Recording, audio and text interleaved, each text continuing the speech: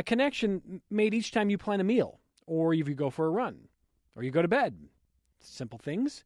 And doctors who practice what's called lifestyle medicine say making good choices, smart choices when it comes to those efforts could actually make a world of difference with your health, not just in general. I mean, obviously, yes, and we'll talk about that.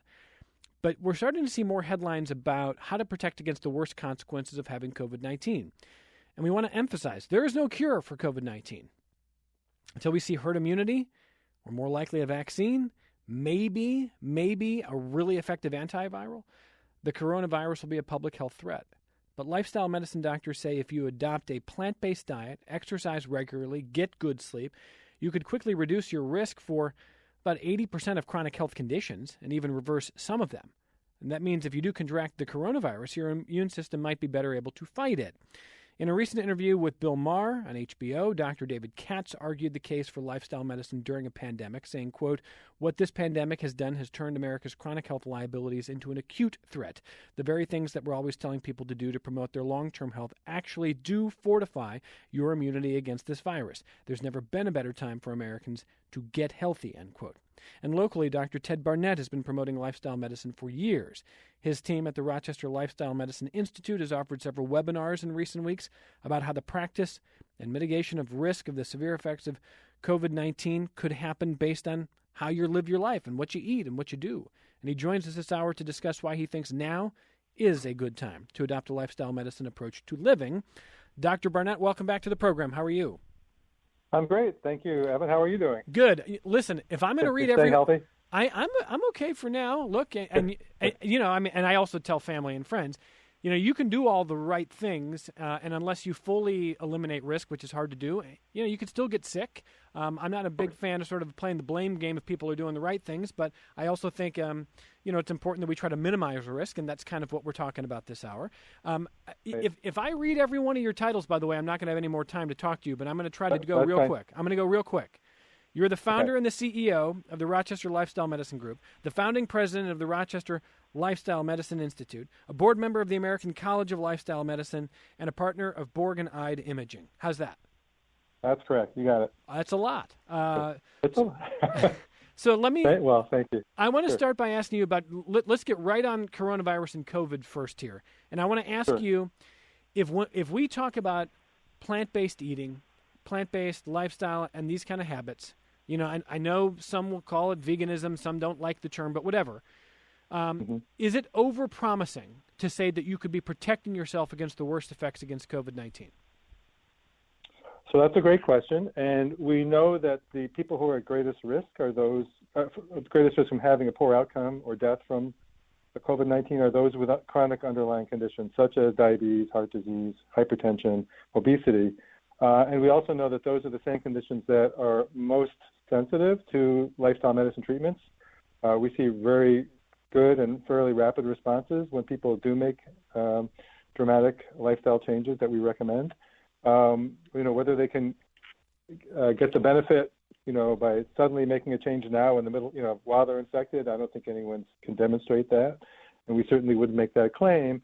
But, you know, you mentioned Dr. David Katz, and I thought he said something really interesting in that interview with Bill Maher, which is that the timeline for harm has been sped up. So getting people to make big changes to avoid chronic illness is a hard sell. But if they see that this is something that has a shorter timeline, you know, impending doom, they may be more persuadable. And so this is, we hope, a teachable moment. So, Ted, help me, you know, kind of work through my own psychology on this, because I admit, you know, you see a lot of promises during a crisis, and you know, you see a lot of pitches for, you know, try this, go this, and you know, it'll protect you, et cetera. And I become this inherent skeptic. But then I think, you know, this pandemic could go on for a year or more. And, you know, let's say right now you are someone who is overweight and you've got, you know, hypertension, you have perhaps other cardiovascular issues, maybe you've got some heart issues. If you changed your exercise, your sleep, and your eating habits today and you got the virus tomorrow, you may not get much of a benefit from that. But if you got the virus 9 months from now, I guess you might. I mean, is that also fair? Sure. I think, we'd have to do a randomized controlled trial, which is always hard with people, out in the real world. But I think it's a pretty safe assumption that you're certainly not going to be doing any harm to yourself. And, I think it probably would help you mitigate the worst effects of COVID-19. And we know it will help you mitigate the effects of those underlying conditions generally. So, diabetes, heart disease, obesity, they're all associated with suffering and premature death.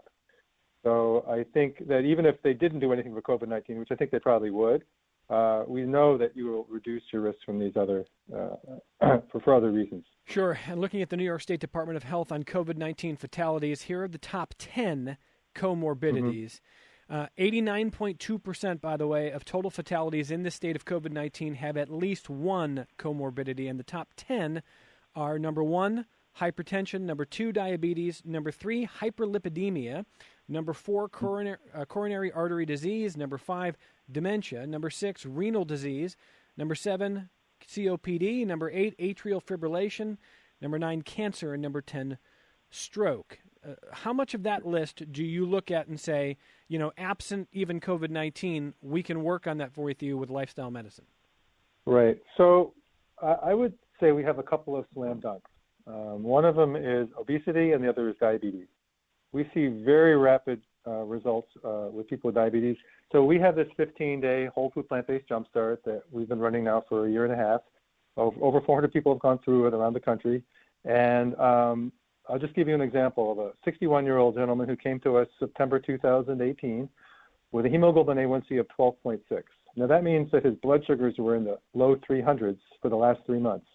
And your blood sugar should be under 100. So he was a really, really out of control diabetic, or patient with diabetes. He was not on any medication. The doctors were all telling him he needed to go on medication. So he went through our jumpstart, and within 3 months, his hemoglobin A1C dropped from 12.6 to 6.0.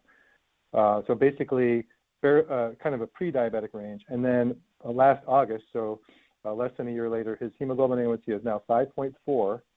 Meaning if he goes to the doctor now who doesn't know him, they'll say, well, you don't have diabetes. So this is all just with lifestyle changes. He lost 70 pounds. And these are the kinds of dramatic results that we see. We like our short version of this, the 15-day jumpstart, because it shows people how quickly their bodies can heal. And I think it's very motivating when they find out. I call it motivational testing. We test people on day 1 and on day 15, and they say, really, my cholesterol dropped 50 points in 2 weeks? I didn't know that was possible. And a lot of doctors don't realize that's possible. So, as far as heart disease and other things that are a little harder to measure, we know we have an effect on those, but they're not, the measurement's not quite as dramatic. I want to talk a little bit about obesity because you bring it up here. Sure. So let me sort of kind of peel back a little bit and kind of let listeners know something that happens a lot when we talk health, medicine, and obesity. Here, generally, the pattern sounds something like this. A subject comes up, obesity comes up, and I get a set of feedback that comes from social media and emails, and some of the feedback sounds like this. Evan, it's 2020, and you can be healthy at any size. You've got to stop shaming obesity. You have to stop with this old mentality that, we can't body shame people. We have to respect people and how they live and what they look like. And you can be healthy at any weight, at any size. And just looking at weight doesn't tell you anything, and that, sort of get with it and stop shaming. And then I get feedback from people who, sometimes even people in the medical community, who say, boy, this has become really sensitive.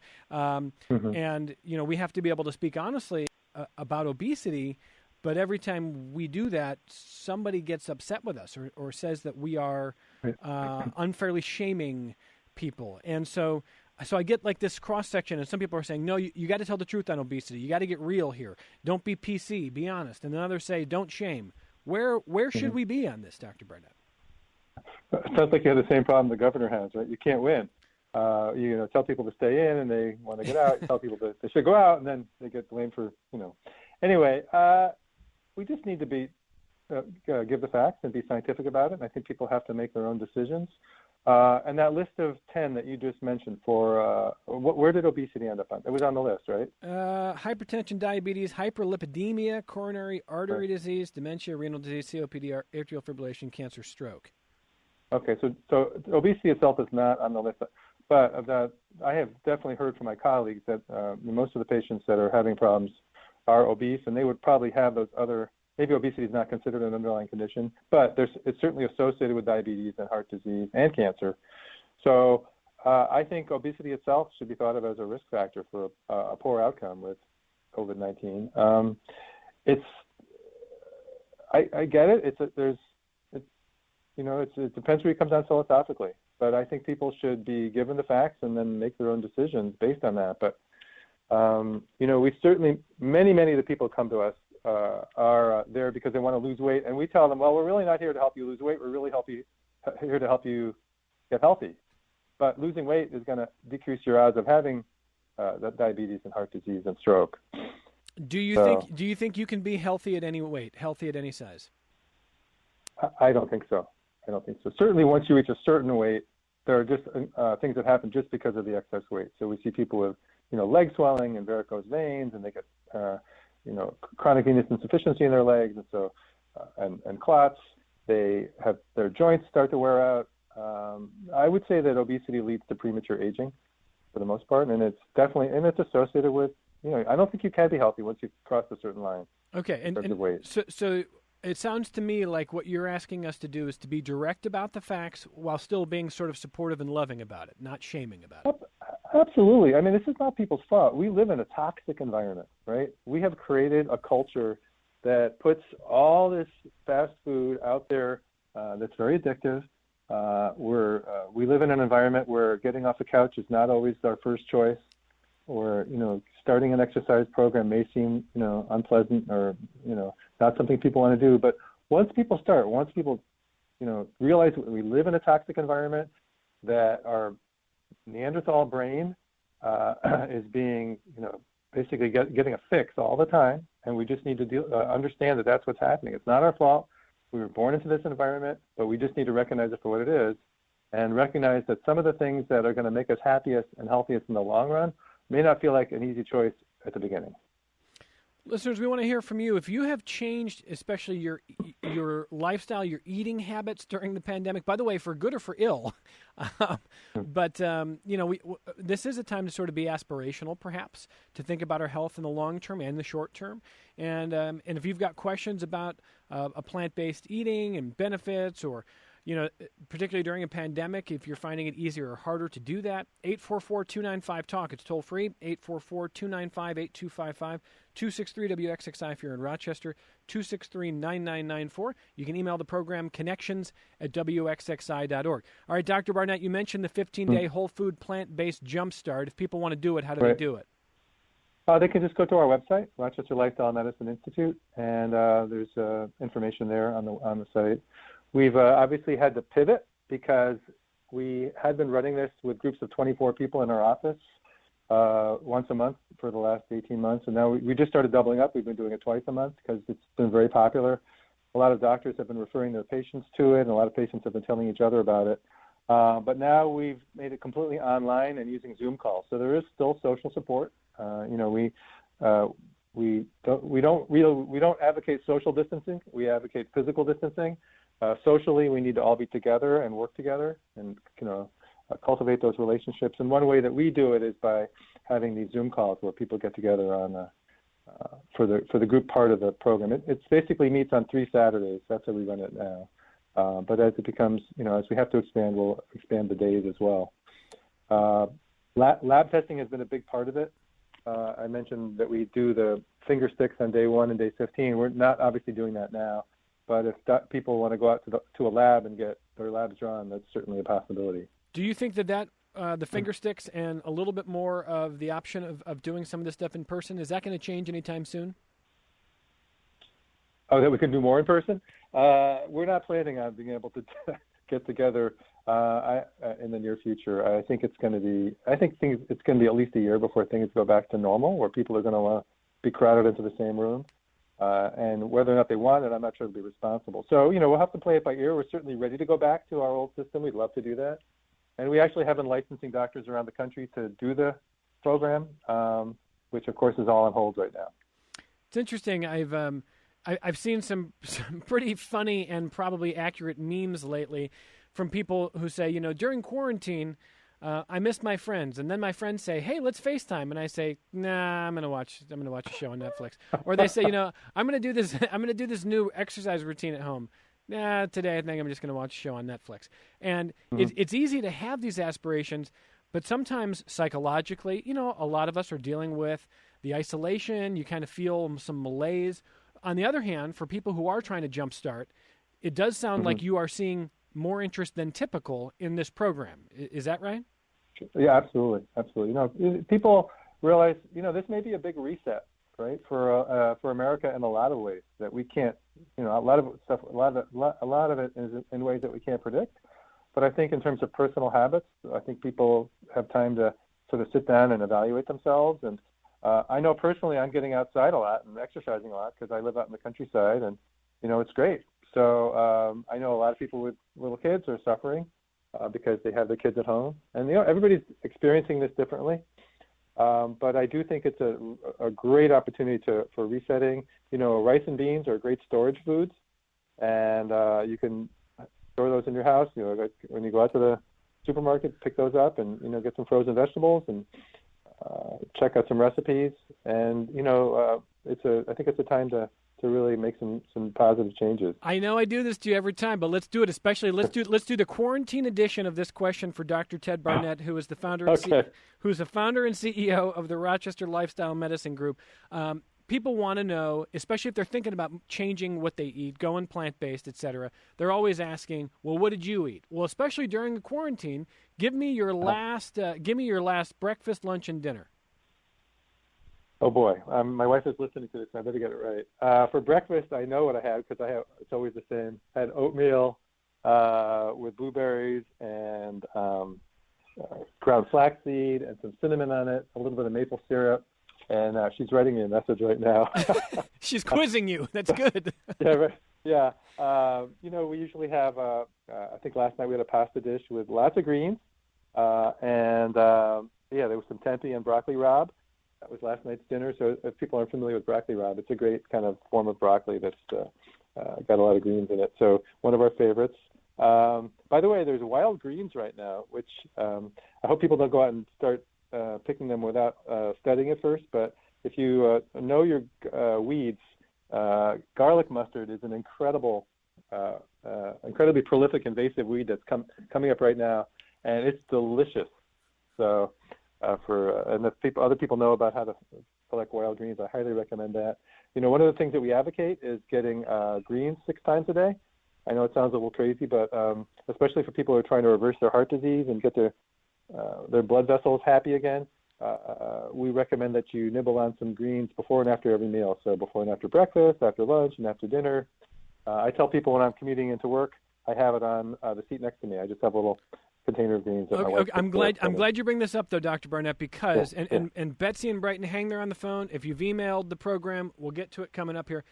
I learned a hard lesson early in the quarantine because I wanted to really try to set my trips to pick up food to once, I don't know, every 4 to 6 weeks. I mean, I really don't want to be in public spaces if I don't have to be. And so I did a couple of quick Google searches and found that, yes, you can freeze spinach and you can freeze arugula. Well, not really. You can, but if you then unfreeze it, it is a soppy, wilted mess. And I learned that sort of the hard way. And so what I find is when I can pick up food, I am crushing greens for days before they're going to start to turn.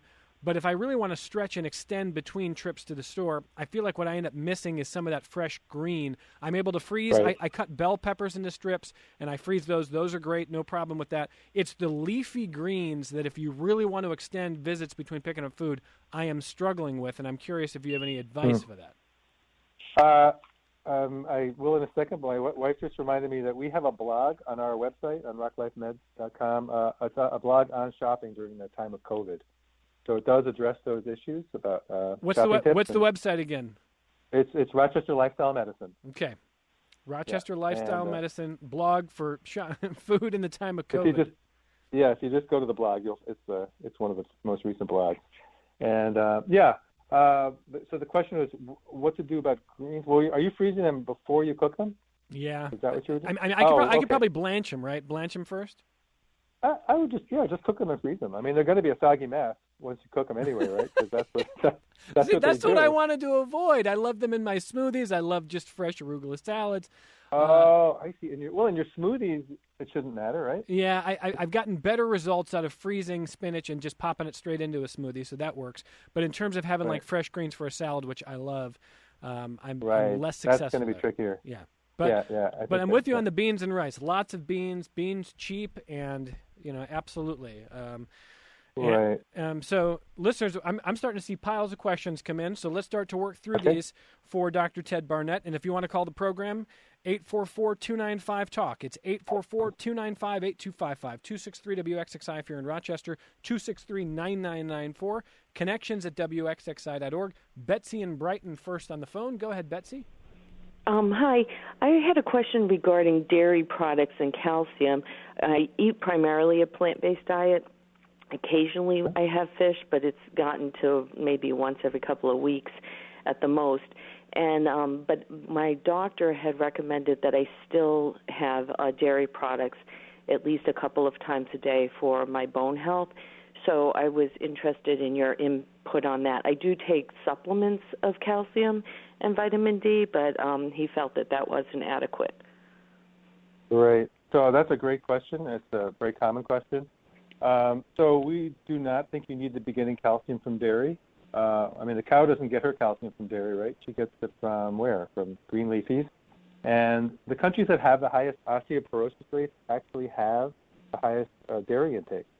So it's not like increasing dairy is going to help with osteoporosis. There's just no scientific evidence for that. Calcium supplements are actually no longer recommended because they're associated with cardiac events.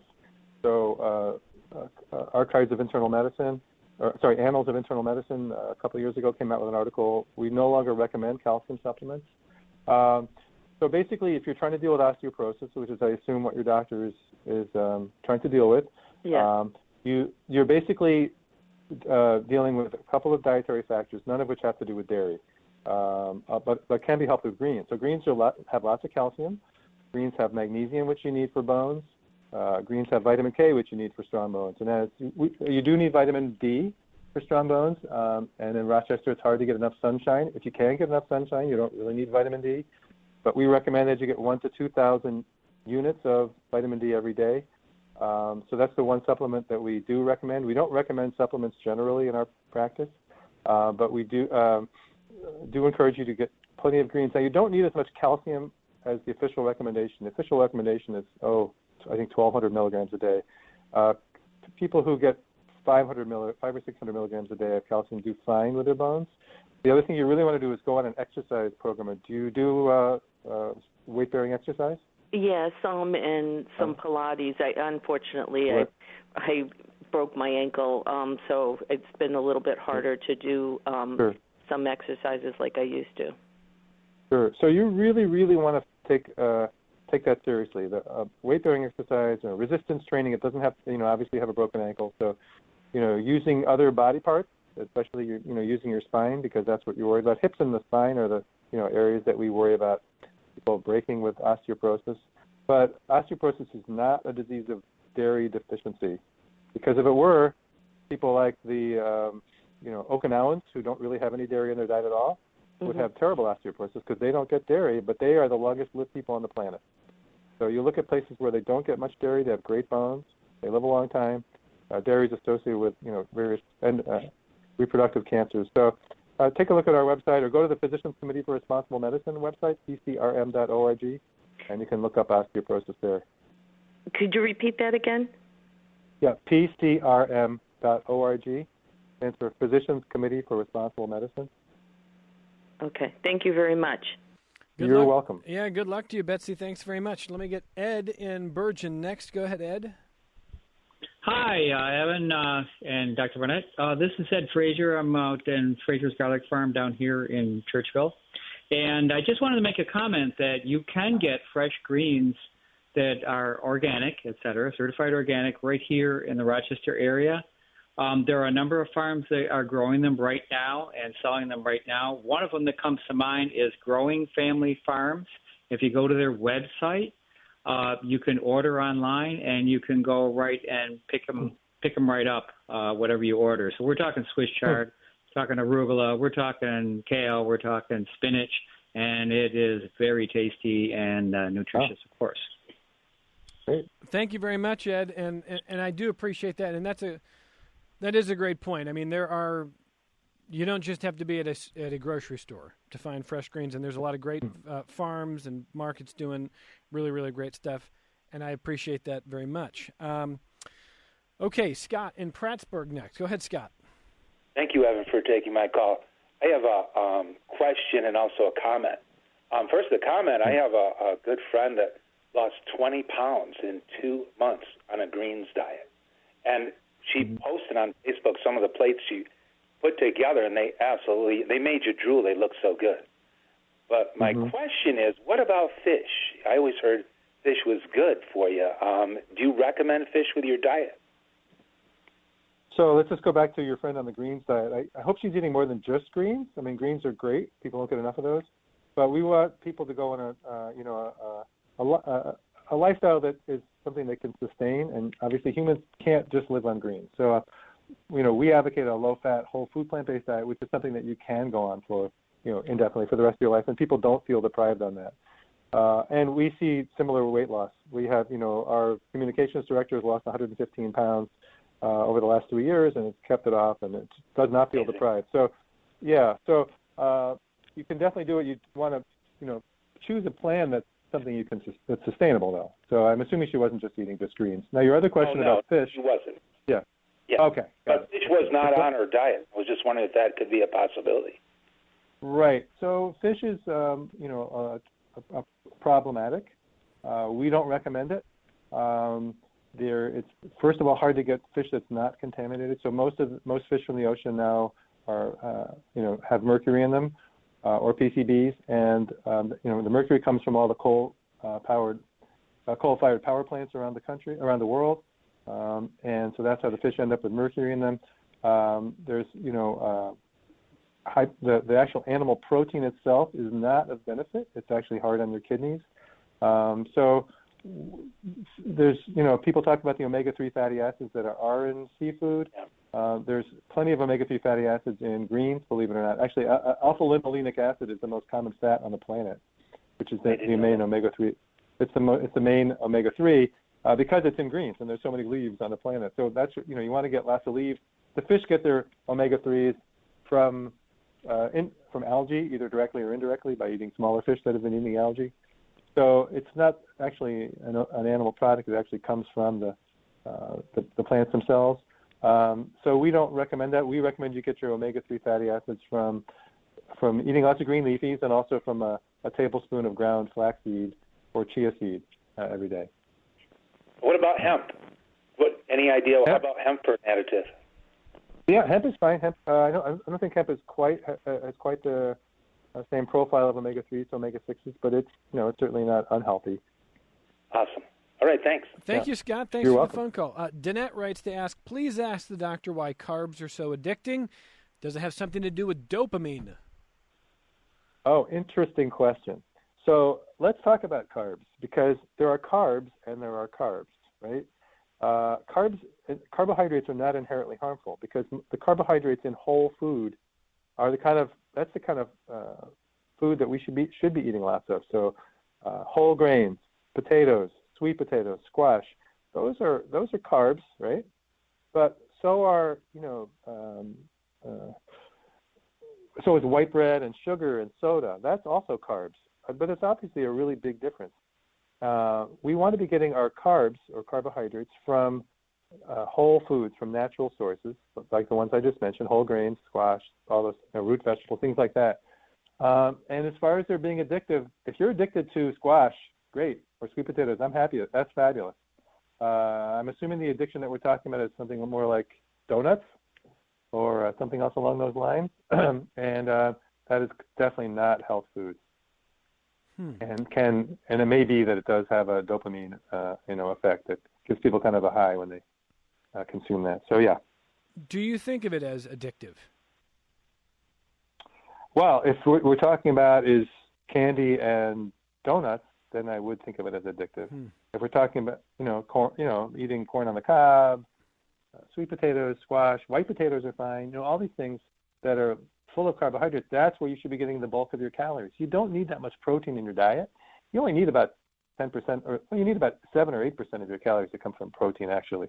And a white potato has 10% calories from protein. A lot of people don't realize that all these things that we think of as starches have all three macronutrients. They have fat, they have carbohydrates, they have protein, and they have to because they're whole foods and they contain cell walls. So, people always, they're so worried about not getting enough protein that they think, I can't have all these carbs. And so that's really not the point. You should be staying away from soda. That's junk, right? It's just pure sugar. And you should be staying away from donuts and danishes and all those things that really are addictive for people. Deb writes to say, John Bolton at the public market also does deliveries to neighborhoods. Great source for leafy greens. I'm getting inundated with leafy green advice, so this is great. Excellent. That's great. I appreciate that. And Kathy just says, Evan, with bone health, it's directly related to whether or not it's used. According to Wolter's law, bone is put where it's needed and taken away where it's not. If you want healthier bones, pick heavy stuff up and put it back down. Dr. Barnett, what do you say to that? I love that. It was the point I made earlier. Not to be too anecdotal about it, but I have a friend who's a woman. She's almost 80 years old now. About 10 years ago, she'd been on a vegan diet for a long time. Her doctor, about 10 years ago, doctor told her, you've got osteoporosis on your DEXA scan, and you need to do something about it. So instead of going on, medication that builds bone density through these sort of unnatural pathways, she told her personal trainer to basically beat the heck out of me 6 days out of a week.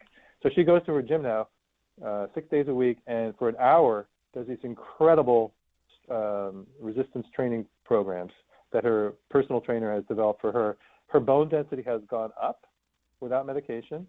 She is way stronger now. I mean, the other thing you have to remember is that, the big risk of osteoporosis is that you're going to fall and break something, or break something and then fall. We don't know always which order it's in. But the point is, the more muscular you are, the less likely you are to have some kind of a fall, the less frail you're going to be. So for so many reasons, you really, really want to, as she said, put things down, or lift things up and put them back down again, but do that multiple times a day. Get into a routine, do it safely. It's hard to go to the gym right now, but I'm sure there's routines that people can do at home by following something online. So I highly recommend. She's absolutely right. Bones are very dynamic organs. They respond very much to what you ask them to do. Joel says that's the same reason Supreme Court Justice Ginsburg works out. That's funny. And okay. And he says with 10 to 15% drop off in the meat supply chain, it's a great time now to go vegan. That is from Joel. 20 seconds. Last question. Brody says True Niagen is good for your blood vessels. True Niagen. I don't know what that is. I don't either. Niagen. I don't know if that's a supplement or what. Brody, we're going to have to look that up, but I don't know. It doesn't sound like it's actually true food, but I could be wrong. Listen, Dr. Barnett, as we get ready to go here, you see the interest that always comes up when you're on the program, so let people know one more time if they want to find you, whether they want to do the 15-day jump start or otherwise. Sure. So Rochester Lifestyle Medicine Institute, if you just Google that, you'll end up at our website. Rochester Lifestyle Medicine Institute. We'd love to see you. What are you eating tonight? My wife hasn't told me yet. Dr. Barnett, you can cook, man. I can cook, but yeah. Why should I? I got this great cook in the house. Oh, quit while you're way behind. Dr. Ted Barnett, Yeah, right. We always appreciate the phone call and the conversation. It was a pleasure. Thanks very much for joining us. He is the founder and CEO of the Rochester Lifestyle Medicine Group and founding president of the Rochester Lifestyle Medicine Institute. More connections coming up next. Thank you, Ray.